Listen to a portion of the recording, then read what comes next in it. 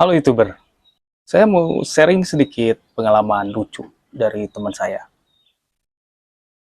Jadi beliau adalah YouTuber yang lumayan subscribernya udah lumayan banyak dan view-nya juga lumayan banyak tiap videonya di atas ribuan karena emang subscribernya juga di atas 200.000 udah silver play button ya.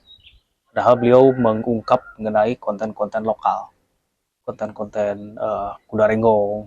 Ini kan saya dari Sumedang, jadi konten-konten mengenai parahyangan, bukan konten yang nasional. Yang berarti bahwa konten-konten lokal juga sebenarnya berpotensi untuk mendapatkan penonton yang banyak. Kalau misalkan kita emang konsisten dan mendapatkan pasar yang tepat. Dia pernah nge-shoot bareng dengan saya. Dia pernah membuat konten bareng dengan saya. Ada celetukan beliau yang lumayan cukup menggelitik dan bisa kita jadikan tips trik untuk mendapatkan penonton yang tertarik dengan video kita. Tips triknya seperti ini.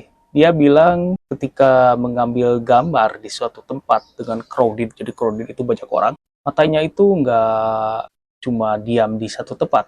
Ya bisa dikatakan sedikit jelalatan. Lihat ke sana kemari, selain dia mengambil topik inti dari video yang akan diambil, dia matanya jelalatan ke sana kemari. Apa yang dia cari? Lucu banget sih. Lucu banget yang dia cari. Yang dia cari adalah cewek cantik. entah, entah kenapa, ya karena emang ya laki-laki wajar sih ya, laki-laki normal seneng sama cewek cantik. Lalu dia jelalatan matanya lihat cewek cantik. Nah, dia ambil angle dari si cewek cantiknya tersebut. Bahkan dia sedikit juga ngobrol-ngobrol dengan si cewek cantiknya, selain si objek yang di belakangnya itu ada acara yang penting, ada acara yang menarik. Dia ambil juga. Lalu apa yang terjadi ketika syuting selesai dan dia mengambil gambar dari angle yang cewek cantik itu? Dia lalu mengeditnya, lalu menguploadnya. Dia kadang-kadang kalau misalkan mengupload video itu jarang diedit-edit, dia langsung upload aja. Maksudnya jarang diedit-edit, itu di thumbnailnya. Thumbnailnya kadang-kadang dia pilihkan oleh YouTube. Jadi kalau di YouTube kan dipilihkan tiga gambar yang paling pas menurut versi YouTube gitu ya, selain kita bisa bikin sendiri. Dan uniknya kalau misalkan kita ngambil uh, sebuah angle dari face atau wajah yang menarik dan tepat di depan kamera, misalkan segini nih, nah segini nih si ceweknya posisinya segini, lalu si ininya di sebelah sini si topik itunya, nah itu yang jadi thumbnailnya. Udah mah cewek yang di shootnya cantik, di belakang acaranya menarik, apa yang terjadi? Amazing, view-nya meledak. Kita perbandingkan ya, pada saat itu kan ada saya dan ada teman-teman yang lain YouTuber juga yang ngambil gambar yang sama, tetapi kita tidak cukup cerdik dan tidak cukup jelalatan untuk melihat momen-momen atau melihat subjek-subjek yang menarik. Kita view-nya jeblok karena nggak ada yang menarik selain topik atau selain acara utama itu. Ini lucu, lucu, lucu banget, tetapi bisa dijadikan pelajaran oleh kita bahwa ketika kita mau mengambil gambar, kita harus mempunyai insting terhadap sesuatu yang menarik di sekitar kita.